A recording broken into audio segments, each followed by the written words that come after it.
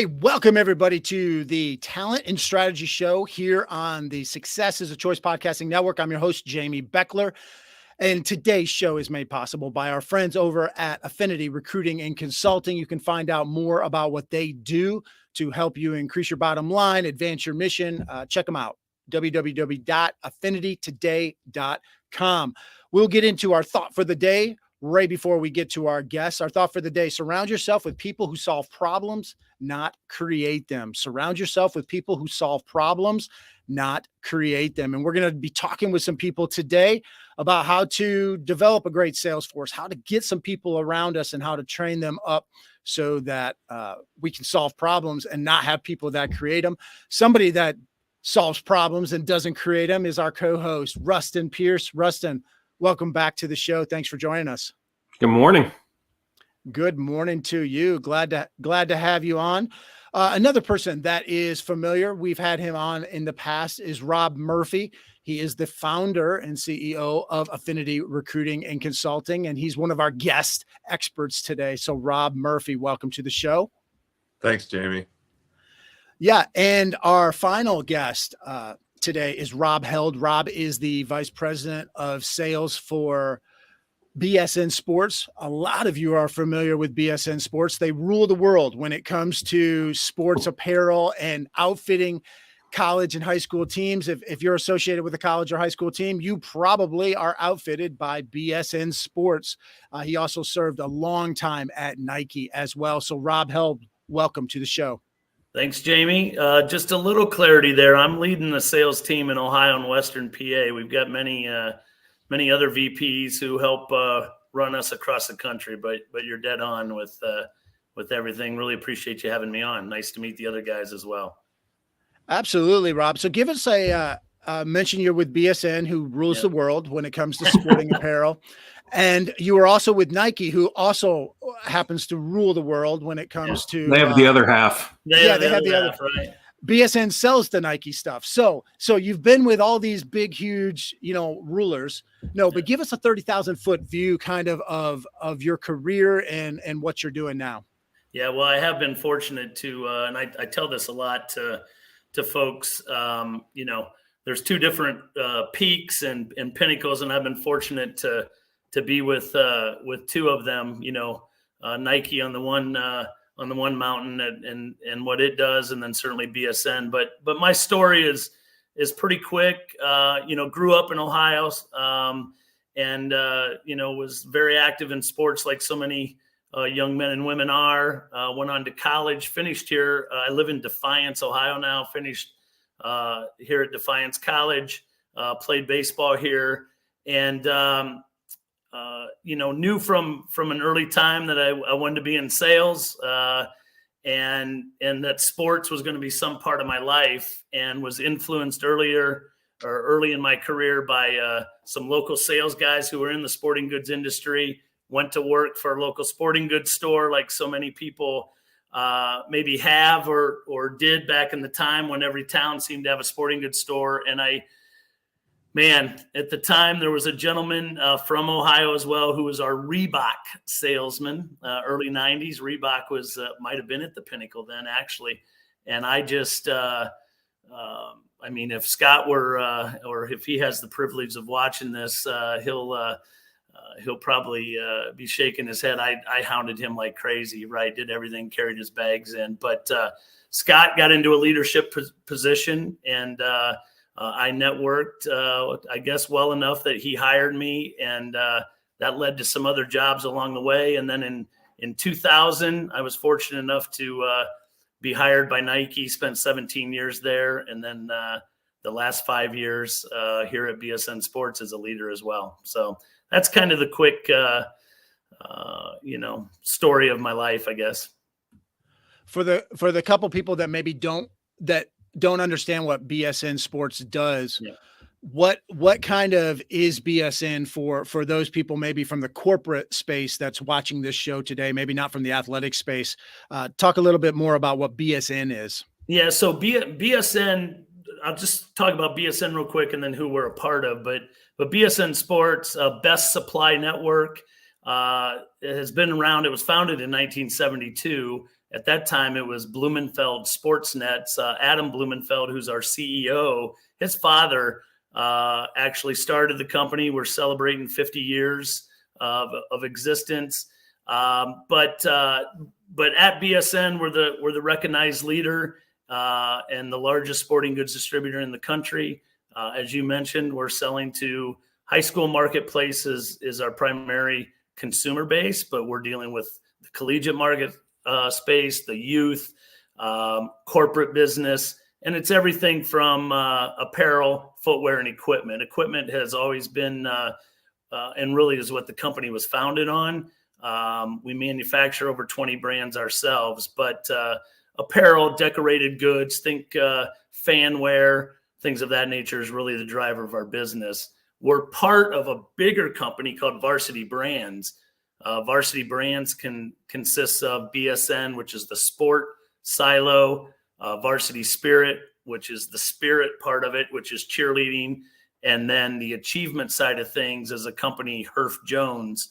And so think cap and gown, trophies, rings, things of that nature. So it's really a nice collective, impactful story when we go in to talk to schools and school districts and collegiate level as well. Yeah. So in other words, you own the market on pretty much everything. Well, caps and gowns, rings. Yeah, it really makes for a collective conversation when we're talking to school districts to bring everything together. There's a lot of components within each one of those companies that we bring to the table, but I'm in charge of the BSN portion of it here, as I mentioned, for Ohio and Western PA.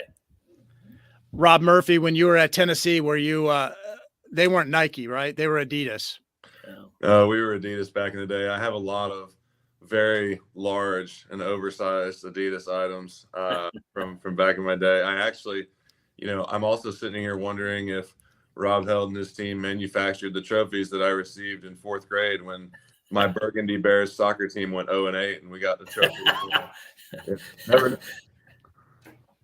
Oh, that's great. Yeah, that's good. Tennessee's now part of the Nike brand, so yeah. A little different. I've put some money in your pocket somewhere along the way. That's good. Purchased some Nike Tennessee stuff. I thank you. Yeah, you're welcome. And Ruston, I imagine you dealt with BSN a little bit throughout your history as a coach. Oh yeah. And as an administrator, my last school had a BSN contract. There was actually a joint contract, BSN and Nike. And we were head to toe, wall to wall, Nike everywhere. Yeah. It's I've been on both sides of that table. That's one thing that I can certainly bring when I'm out there meeting with administrators and athletic directors. I can speak to both angles on that. Certainly, we have other brands that we support and do business with, but Nike being the largest. Yeah. So Rob Murphy, you own Affinity Recruiting and Consulting. You've been around the block though a little bit. You've done a lot with putting teams together with sales forces and what is kind of your thought on finding the right people, finding people thought of the day, finding people who solve problems rather than create them. How do you find the right people and bring them in onto your team? Sure. I think, and actually, by the way, I used to actually work at another sporting goods supplier just for like 6 months or so when I was transitioning down to Huntsville. And, so I'm a little bit familiar with that world as well. Kind of got back into coaching pretty quickly after that and kind of stepped back away from that world. But, I think there's two things that come to mind.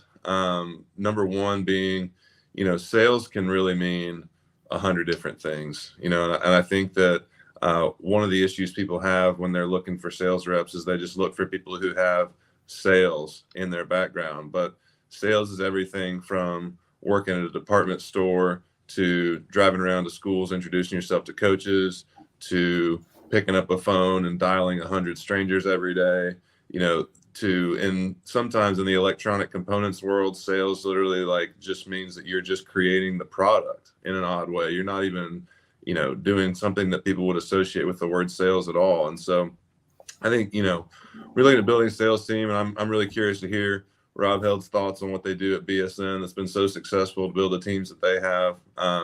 But, just in general, overall, I think number one is make sure you're getting people who have either some experience doing the actual type of sales that you're doing, or some raw skill sets you've identified that are good predictors of people who are going to be successful. And then secondly, I think that the myth of plug and play in sales is pretty pervasive, but the reality is if you want anyone to succeed in sales, once they get started with you, to a certain extent, it doesn't matter what they've done before, because you have to train and support them to be successful doing exactly what you're doing. And you have to have a process in place that you yourself has proven to work before you ask other people to try to figure it out and work hard.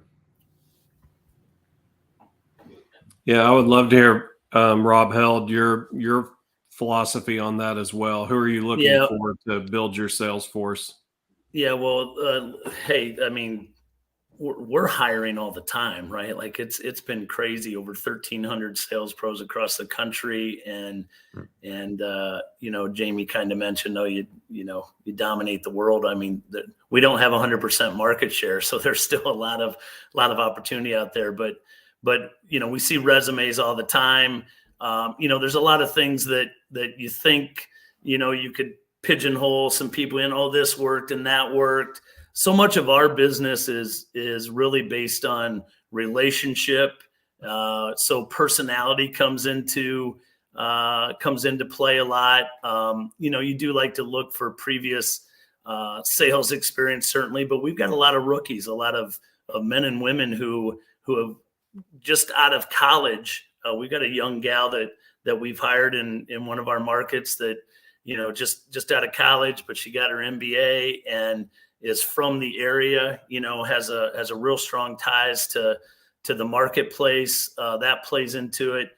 Things that, you started with your quote here, and I wrote it down because it's one thing that I always talk about is in our business, you got to have a knack for being solution oriented, right? Because very rarely do we get calls where things are always going smoothly, right? There's, a jersey ripped. Hey, we won a championship. Can we get items in 3 days? So you always got to have solutions in mind. But yeah, it's vast across the board. We're all across the board, age and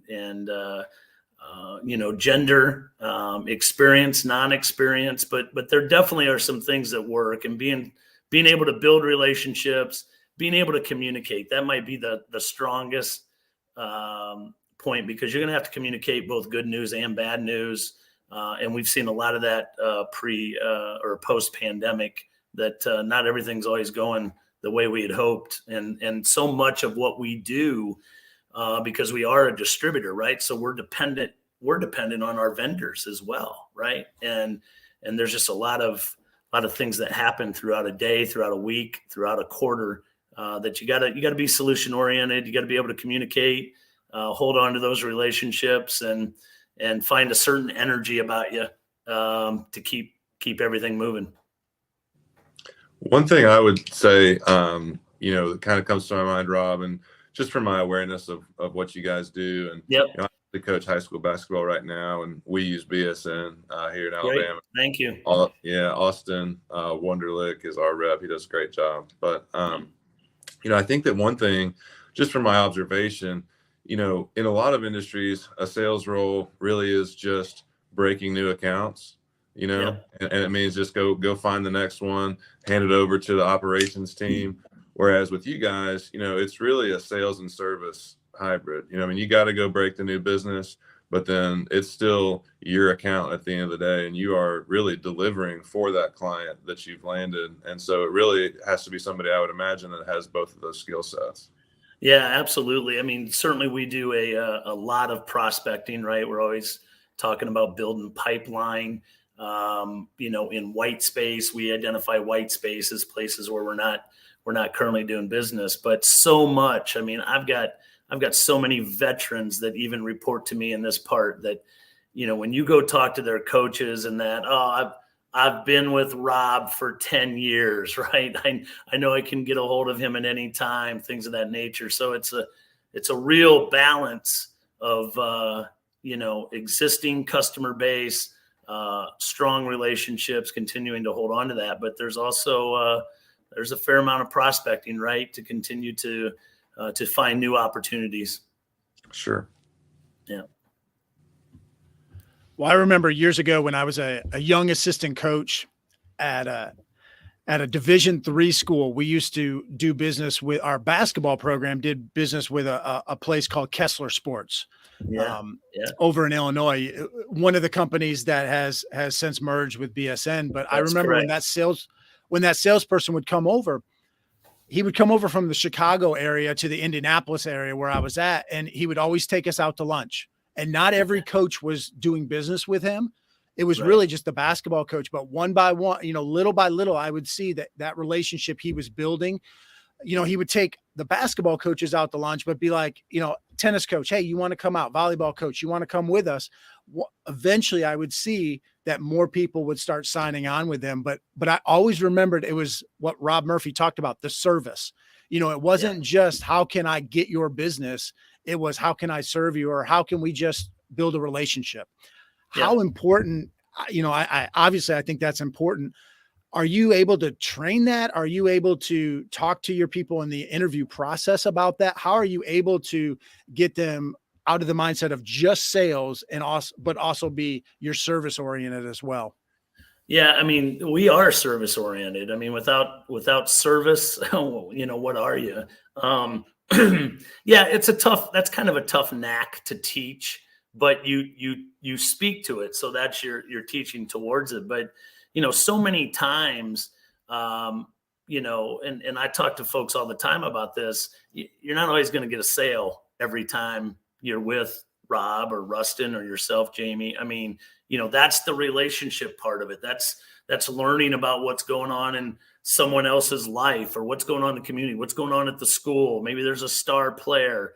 And that just, I just think it lends itself to, the ultimate goal, which is, when you're in sales, you're expected to produce sales, right? Like there's a big headline there. You're in sales, right? You're there to drive revenue for whatever company you're with. But taking care of the customer, it might be a small lunch. It might be, man, during the pandemic, we did a lot of these video calls. We sent a lot of digital thank yous. We did all the little things that lead to the, no matter what field you're in or what company you're with, what product you're selling, it's the little things that really tie into it. I feel like I've done a good job of that in my career. And yeah, you try to press upon that.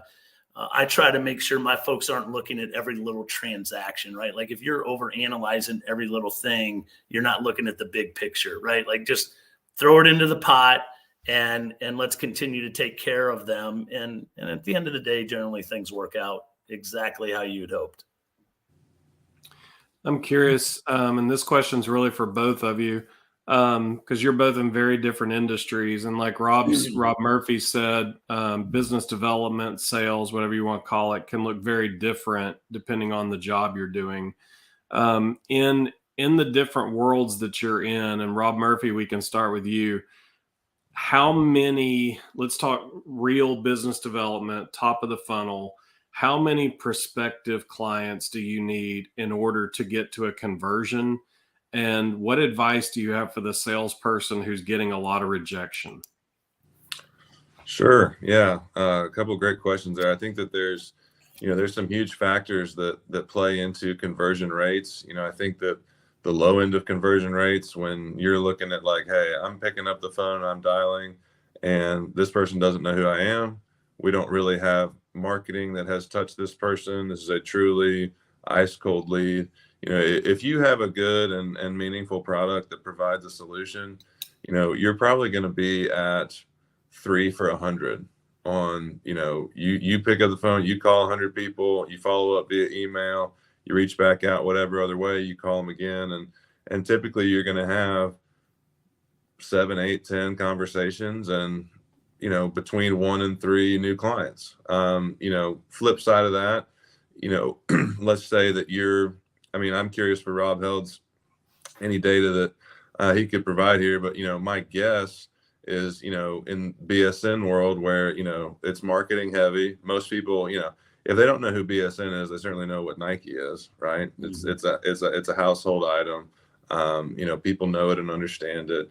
I imagine there, if you pick your top 30 targets or whatever it may be, and you really invest the time with those people, take them out to lunch, write them a note, those types of things, I would imagine that your conversion rates can be very high there, depending on, again, just if you're really delivering on what you promise on the sales side. And I'm curious for anything Rob Held could share on that. But as far as the advice for somebody that's getting a lot of no's, you better figure out how to be okay with it, or you need to find a different job, because that's what it is, right? I mean, if you're in a cold call sales job, particularly, again, if it's more like on the end of the spectrum that I was talking about, where you're dialing 100 strangers this week, if you land those 3 new deals, you're killing it. It's like in baseball, hit 30% and you're going to the Hall of Fame. It's like, in sales, you hit 5%, you're a legend, man. So, you're having a great career and people are telling 95% of the time. So, to me, it's about, you have to separate your value as a person and put that in a different bucket from what you do professionally. And you have to be able to defeat your desires to be a people pleaser and for people to like you, to be pop, you got to get rid of all that stuff, because when I've had people, F-bomb me on the phone, and, that stuff is just going to happen. You got to be able to laugh it off and move on and be like, all right, hope the next guy doesn't do that. And at the end of the day, you'll have some great stories to share. And, like anything in life, it's hard. So if you do well, there's a lot of reward. And if you become successful in sales, you can make a lot of money. Yeah. So just to dovetail off of that, I mentioned earlier about our prospecting. You have your customer base and your regular customers and your relationships, but the prospecting that we're doing in what we call our white space opportunities.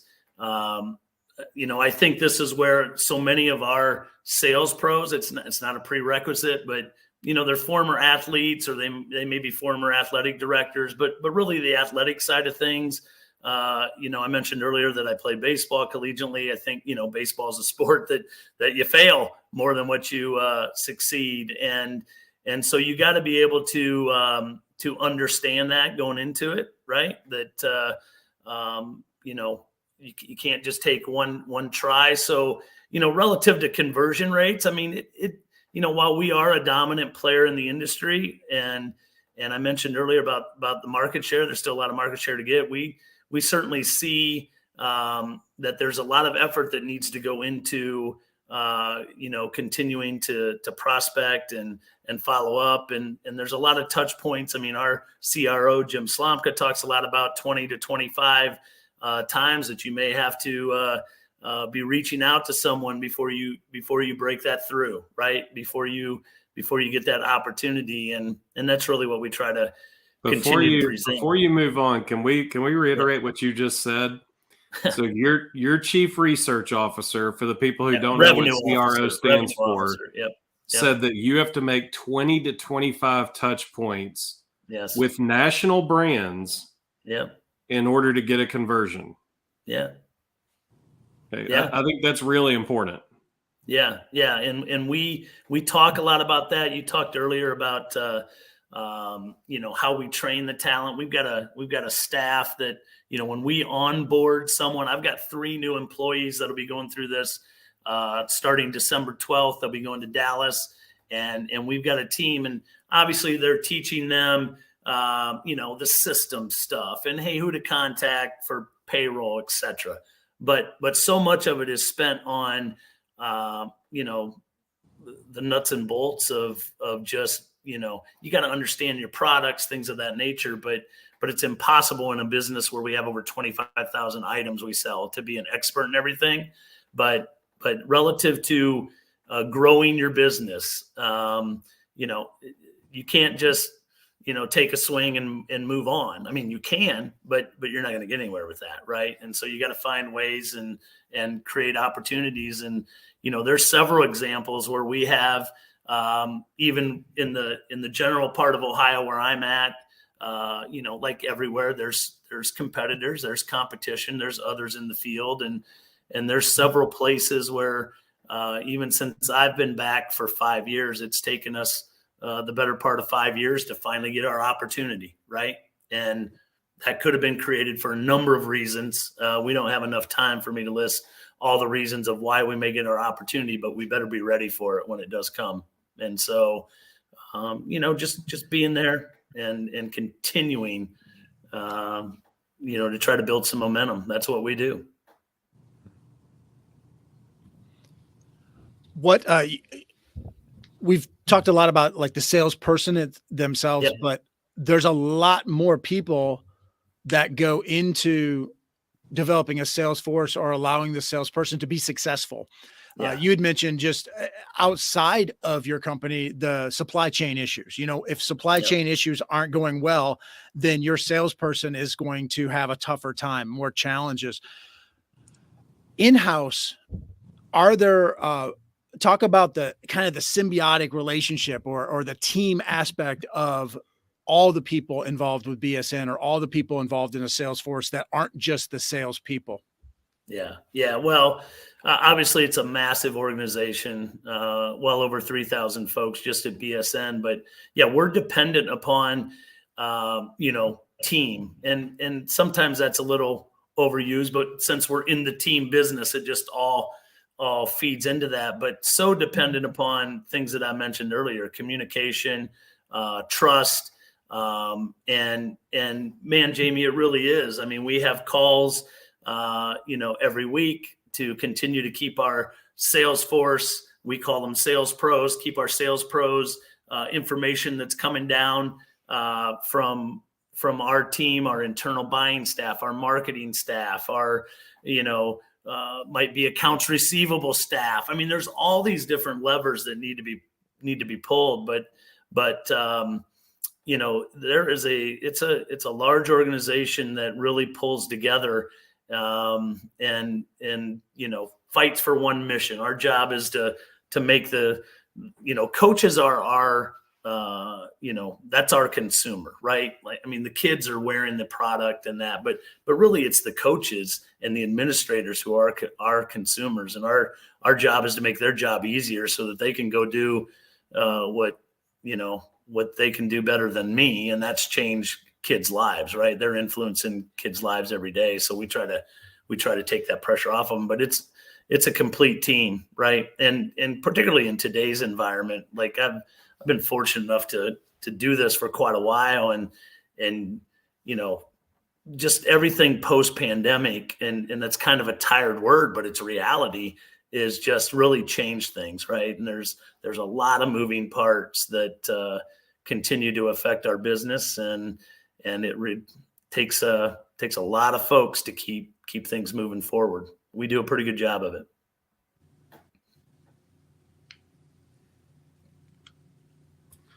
So, Rob Murphy, I would want to just tag team on that because it is a little different in the industries that you're dealing with. Rob Held is in very much national brand, large scale marketing. You deal with a lot of companies who are, smaller by nature or by product. When you're talking to these organizations and you're trying to find people for these organizations, what do you think are the kind of characteristics of really successful salespeople in small market areas? Like what is it that separates a salesperson in niche markets or small markets where competition's tougher? And there's gonna have to be something that differentiates you from everybody else.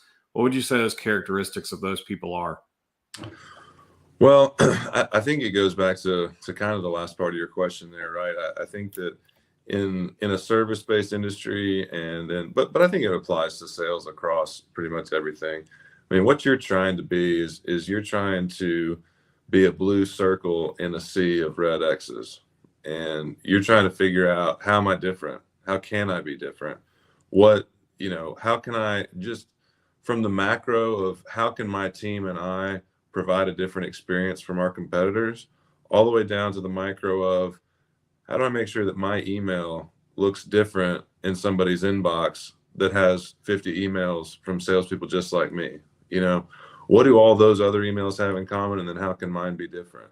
What is our competitive advantage, not just from a delivery side, but what's going to be my competitive advantage in getting somebody's attention? There's, and I think you have to find that right balance between, and I mean, honestly, maturity is a word that I use a lot, but you have to find that right balance between kind of freestyling and figuring out what's going to work for you, but also doing what your company has established already works. So, there's elements of, you got to paint by numbers in a lot of ways, but then in some other ways, there's also the element of figuring out how you can be different and how you can stand out. And so I think that creativity and, the ability to, just kind of freestyle some while staying within the bounds of what and what your leadership is telling you is going to be successful. I think that's really important, in addition to, of course, all the other things we've talked about and the determined nature and all that stuff. So, Rob, you talked about, or we've talked about you bringing in other emerging companies into BSN. We mentioned Kessler's. There's a slew of different large companies, regional companies that have become BSN. And so maybe those sales people have come on to BSN and they have to learn the BSN way, let's say. Yep. And you've also mentioned that you have some older coaches or some older people that come on board as salespeople, but then you have some younger people. How do you balance that, bringing in salespeople with different ideas? Maybe, you can't teach an old dog new tricks, that cliche, right. Or would you rather have young people? But what are the challenges, and how do you overcome the challenges of the different types of people that you're bringing into your company? Yeah, I think that that always comes into play. It's kind of interesting. You mentioned the old dog, new tricks, and I'll just touch on that a little bit. Like, we've got a lot of change going on in our industry, right? We are spending, when I say we, I'm talking about the company, spending a lot of money on the next 3 to 5 year business plan, right? And that involves a lot of technology, and that involves CRM systems and just a different way of doing it. And so it's interesting you mentioned that, because we have so many veterans who have been doing this for a long time and have done a great job. And maybe their day was writing things on the yellow notepad, or they just kind of had in their mind, hey, what they're going to work on. We're spending a lot of time right now, teaching those old dog new tricks, me being one of them, right? Our CRM system, like corporately, they want to know, hey, what are our opportunities out there? When do you expect to close on those? I mean, it all feeds into the planning, into the marketing. What are we going to spend money on? And so it's hard to sometimes get everybody to understand why maybe corporate's making the decision they are, or why they're asking for this type of information from us, right? And so whether they're new, young, old, whatever, we spend a lot of time on that, right? Trying to get everybody understanding the bigger mission. And when you talk about the team aspect of it, when you talk about why we're doing this and why, to continue to build the momentum that we have as a brand and as a company, then it usually comes around. But we spend a lot of time with that education. Hey, with the young ones, it might be a little bit easier, because many of our young hires are certainly familiar with technology, right? And if they're coming from another industry, they're used to working in some type of, whether it's Salesforce, whether, whatever CRM maybe they're in. So they're accustomed to that. Oh yeah, I filled out these things all the time. So that part of it might be easier from the younger group, but hey, teaching them how to react to situations when, the basketball shorts didn't show up with the basketball jersey, that's different. The old dogs know how to do that, but they're not as accustomed to what we're asking from a technology standpoint. So we're always meshing. It's like, you guys that have coached and we've all played, you're building a team, you're finding out how to make things continue to move forward. And that's the balance. That's the energy that comes with not only this job, but the industry that I'm in. And what I love about it is different, right? There's new opportunities, both positive, and then, there could be, I don't want to call an opportunity negative, but there could be something that pops up that, that we've got to go find a solution for. So always balancing, Jamie, always balancing. So a question to piggyback off of that I think is going to be different for each of you. So I'm curious your answer. There's a trend nationally right now that we do have kind of this generation of salespeople that are moving on into retirement.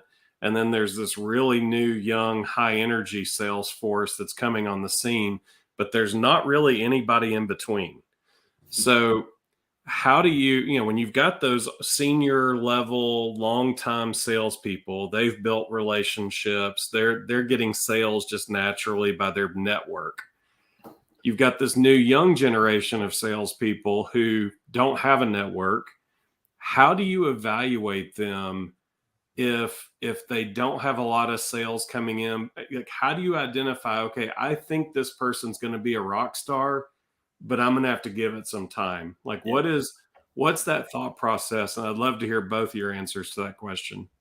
Yeah, Rob, if you don't mind, I'll kind of go first on that. But it's interesting you bring that up because we have quarterly reviews, with my boss and up the ladder, and we certainly spend a lot of time, talking about our individuals. And it's not always just about the numbers, right? I mean, you can look at the numbers and understand things, but that does come into play quite a bit, right? And it's not always easier developing that network.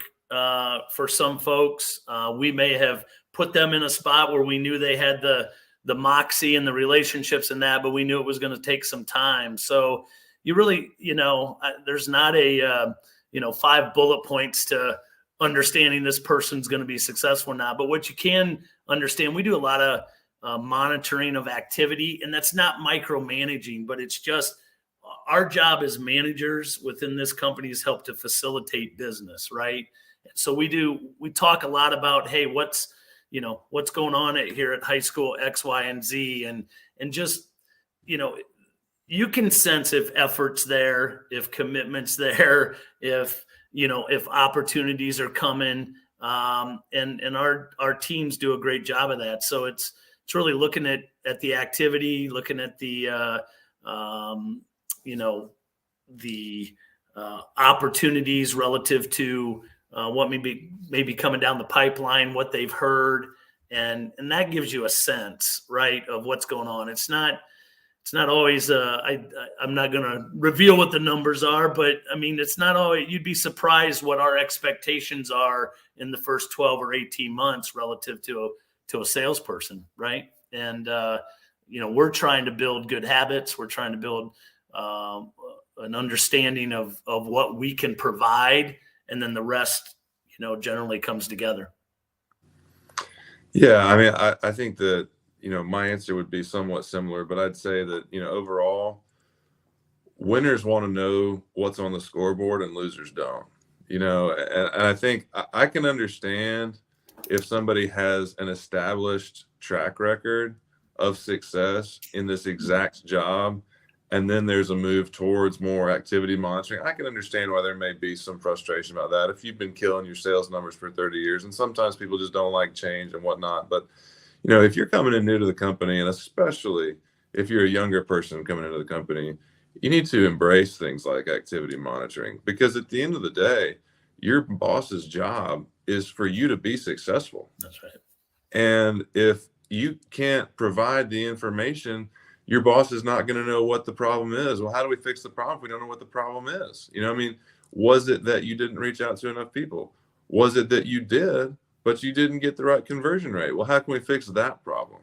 You know, I mean, activity monitoring is a tool for success for the individual rep as well as for the boss. And, you know, there's a lot of, you know, I mean, I track a lot of people on social media, LinkedIn, whatever, and in sales conversations and in sales rep conversations. And, you know, activity monitoring gets a bad rap and people complain about it. But at the end of the day, you know, there's so much negativity out there.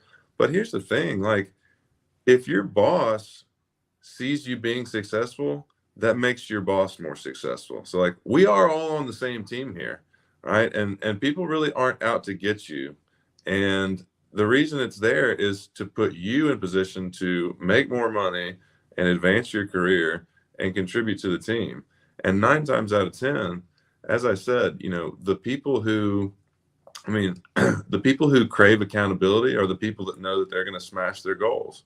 And the people that don't want accountability are not at the end of the day.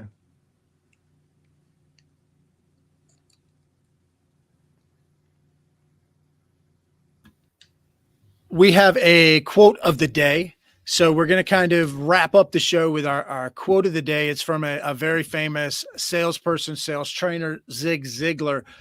And Zig Ziglar used to say, selling is not something you do to someone, but rather something you do for someone. And we've kind of talked a little bit about this, solving problems, helping people out. When you help their needs, when you meet their needs, then ultimately that helps you get paid as well. But it's not necessarily something you're selling something to someone, but you're selling something for someone. Want to finish up with, it could be building off of that quote or just anything else that we've said, kind of get some final thoughts, some takeaways. And we'll go ahead and start with Ruston and then go with Rob Murphy and finish up with Rob Held here. But want to just get some takeaways or some parting thoughts that you have for our audience today.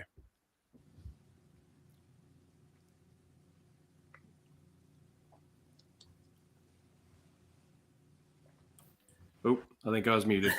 I would just follow up on what Rob Murphy was just saying. I think there's a ton of value in the concept of your boss wants you to be successful. And so activity monitoring can be a very positive thing, especially for people who want to succeed. And, you know, if I, as an employee, know that my boss values the fact that I'm working my tail off, and even if I don't have the results that we're looking for, my boss can see that I'm working my tail off. Mm-hmm. You know, that can go a long way towards some really constructive conversations of, okay, why are we spinning wheels and not having success? Okay, let's figure out what's happening and let's figure out how we can take this incredible energy and funnel it towards something that's going to be successful. So I think that's probably my biggest takeaway. Yeah. So if I'm up next, I would say, you know, final thoughts and takeaway. You know, I do love the quote that sales is something you do for someone. And at the end of the day, I mean, one of the things that does have to keep you going and keep you going through those days of, you know, getting more no's than yeses and facing those challenges is, at the end of it all and underneath everything else, you have to believe that you have something to offer. You have to believe in your company. You have to believe in your team. You have to believe that, hey, if I just get through and have the right conversation with the right person, we are going to make somebody's life better. You know, and Rob Held talked about that earlier with, you know, taking the stress off of coaches so they can focus on what they do. And that's honestly, you know, the value proposition of what we do in talent acquisition and recruiting and in consulting is really very similar. Like, hey, you're really good at what you do, but we're definitely better at you at what we do. And so why don't you let us do what we do for you? And then you'll have more time to do what you're good at, and everybody's in a better place. Yeah, I think relative to the quote you put up there, a couple things. It really hits home with what I enjoy so much about where I work, and this comes down from our leadership, is really this notion of servant leadership, right?